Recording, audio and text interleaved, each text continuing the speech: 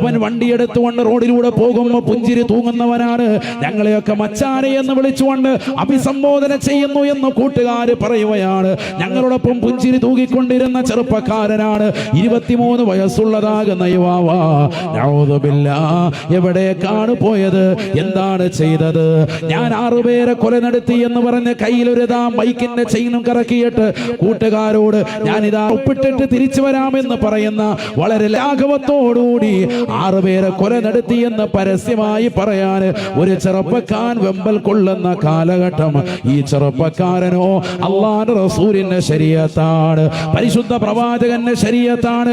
ആ ശരീഅത്തിന്റെ നിയമമോ ആരെങ്കിലും ഒരു മാതാവിനെയല്ല, പിതാവിനെയല്ല, ഏതെങ്കിലും ഒരു മുസ്ലിം സഹോദരനെയോ സഹോദരിയോ ഏതെങ്കിലും ഒരു വ്യക്തിയെ കൊന്നു കഴിഞ്ഞാൽ ഫജസാഉഹു ജഹന്നമോ.